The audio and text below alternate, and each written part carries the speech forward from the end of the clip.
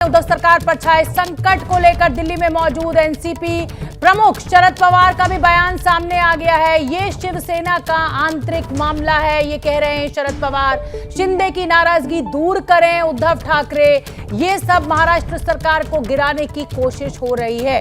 शरद पवार जो कि महाआघाड़ी के सूत्रकर्ता कहे जाते हैं, अब उनका बयान आया सामने। ये पिछले 2-2.5 साल में दिस इज थर्ड इंसिडेंट। इससे पहले 2 हुए थे। कुछ बदलाव करना या किसी को वहाँ मौका देना, वो उनका इंटरनल इशू है, जो शिवसेना की लीडरशिप इस पर जो कुछ तय करेंगे इसके साथ हम रहेंगे। मगर मुझे पूरा विश्वास है कि उद्धव ठाकरे के नेतृत्व पर वहाँ जो गवर्नमेंट चला है, इसमें कोई बदलाव करने की आवश्यकता हमें व्यक्ति नहीं।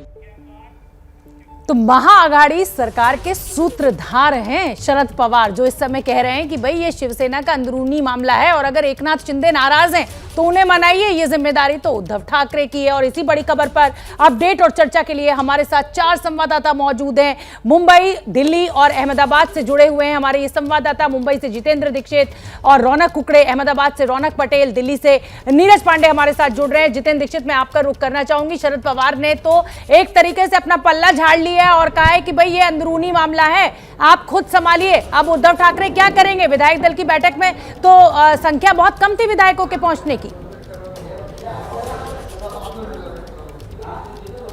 जी हाँ, ये बात सही है। शरद पवार एक तरह से पल्ला झाड़ते हुए नजर आ रहे हैं इस पूरे मामले से, लेकिन मैं आपको बता दूं कि इस पूरे मामले के केंद्र में भी वही नजर आते हैं, क्योंकि एकनाथ शिंदे के खेमे से जो जानकारी मिल रही है वो यही है कि एक तरह से जब ये सरकार बनी तो जो सारे अहम मंत्रालय थे वो शरद पवार की पार्टी ने ले लिए और सत्ता का रिमोट कंट्रोल भी शरद पवार के पास में ही था। और शिवसेना के जो लोग मंत्री बने हैं उनके साथ में एक तरह से सौतेला व्यवहार किया जा रहा था, उनके पर कतरे गए, उनको फंडिंग नहीं मिल रही थी। तो इस जैसी तमाम नाराजगियां थी। इसके अलावा शिवसेना के बीच अंतर्गत नाराजगी भी थी। शिंदे का ये कहना था, एकनाथ शिंदे के खेमे का, कि आदित्य ठाकरे का वर्चस्व बढ़ रहा था और उनके अधिकार कम किए जा रहे थे, तो ये भी नाराजगी का कारण माना जा रहा था। और इसी वजह से अब जो जानकारी मिल रही है कि एकनाथ शिंदे की तरफ से ये शर्त रखी जा रही है कि अब एनसीपी कांग्रेस का साथ छोड़ना चाहिए और ऐसे में वो रीड बिटवीन द लाइंस यही कह रहे हैं कि बीजेपी के साथ में मिलकर सत्ता बना लेनी चाहिए।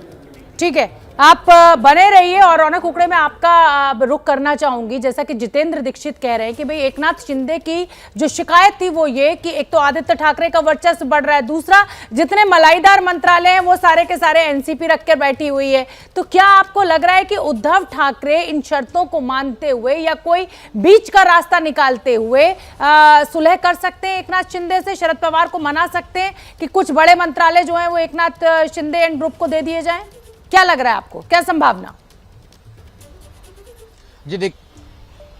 जी देखिए शोभना, निश्चित तौर पर सुबह जब शरद पवार की प्रेस कॉन्फ्रेंस हुई और उन्होंने जो बयान दिया, उन्होंने कहा कि जिस तरह का राजनीतिक संकट पैदा हुआ है महाराष्ट्र में, उसका हल जो है वो राजनीति में निकाला जा सकता है, बशर्ते कि शिवसेना को इसको लेकर निर्णय लेना होगा। दूसरा, जब महाराष्ट्र के मुख्यमंत्री उद्धव ठाकरे के घर पर विधायकों की बैठक हुई तो इस बैठक में करीबन 18 ही विधायक जो है बैठक में पहुंचे, इस तरह की जानकारी सामने निकल कर आ रही है। लेकिन जो प्रस्ताव एकनाथ शिंदे और उनके समर्थकों की तरफ से उद्धव ठाकरे और शिवसेना के सामने रखा गया है, उसको लेकर किसी भी प्रस्ताव पर शिवसेना जो है वो चर्चा या उसे मानने के मूड में बिल्कुल दिखाई नहीं दे रही है। हमें जो बैठक में जो शिवसेना के नेता मौजूद थे उनकी तरफ से जो जानकारी दी गई है, उन्होंने साफ तौर पर कहा है, खुद संजय राउत ने बाहर मीडिया से बात करते हुए इस बात का जिक्र किया है कि शिवसेना किसी भी प्रस्ताव में बिलीव नहीं करती। शिवसेना आदेश पर काम करने वाली पार्टी और ऐसे में अगर पार्टी के प्रमुख कोई फैसला लेते हैं तो वही हम लोग के लिए आखिरी फैसला होगा। अगर एकनाथ शिंदे को किसी भी तरह की कोई बात करनी है तो उन्हें मुंबई आकर पार्टी अध्यक्ष उद्धव ठाकरे से बात करनी होगी, ना कि किसी के जरिए कोई प्रस्ताव बेचकर। जी बिल्कुल ठीक है, आप बने रहिए रौनक कुकड़े। रुक करना चाहूंगी नीरज पांडे का। नीरज पांडे, आप जानते ही हैं कि जब से शिवसेना और ये महाआघाड़ी सरकार बनी है तभी से बीजेपी के ऊपर यह आरोप लग रहा था कि भाई ये तो गिरा के मानेंगे, और अब ऐसा कुछ होता हुआ भी दिखाई दे रहा है। लेकिन एक दल बदल कानून भी है। अब मैं अगर संभावनाओं की बात करूं तो आपका गणित क्या कहता है क्योंकि गृह मंत्री अमित शाह, जेपी नड्डा सब अहमदाबाद जा रहे हैं, हो सकता है एकनाथ शिंदे से मुलाकात। तो गणित क्या कह रहा है? क्या उद्धव सरकार गिर सकती है? आंकड़ों में तो लग रहा है, संख्या में तो लग रहा है, लेकिन दल बदल कानून क्या कहता है? देखिए, राजनीति संभावनाओं का खेल है। अभी हाल ही में हम लोगों ने एक बहुत बड़ा उदाहरण देखा मध्य प्रदेश में, जहां मध्य प्रदेश के तमाम विधायकों को एक साथ वहां से निकाला गया, बाद में अविश्वास प्रस्ताव में सरकार गिर गई और उन विधायकों को इस्तीफा दिलाया गया और फिर बाद में उन्हें भारतीय जनता पार्टी ने अपने सिंबल पे चुनाव भी लड़ाया।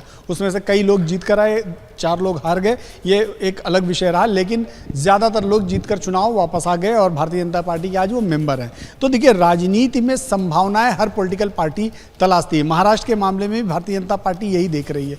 आज जो शिवसेना के अंदर एक बड़ी टूट हुई है और 25 से ज़्यादा विधायक इस समय गुजरात में हैं, ये शिवसेना का निश्चित रूप में अंदरूनी मामला है और जब भी किसी पॉलिटिकल पार्टी को कहीं कोई संभावनाएं दिखती है तो उसको एक्सप्लोर करने की कोशिश की जाती है। तो सरकार अगर भारतीय जनता पार्टी की बनती दिखाई पड़ेगी महाराष्ट्र में, तो भाई कौन नहीं चाहेगा कि उनकी सरकार बने। लेकिन मैं पहले कह रहा हूँ, फिर से सुबह से यही बात कह रहा हूँ कि भारतीय जनता पार्टी इस पूरे मसले में एक थर्ड प्लेयर के रूप में बाहर से देख रही है कि अंदर का तमाशा क्या हो रहा है।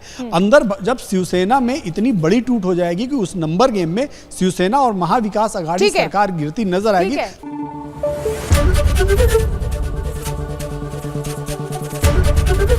एबीपी न्यूज आपको रखे आगे।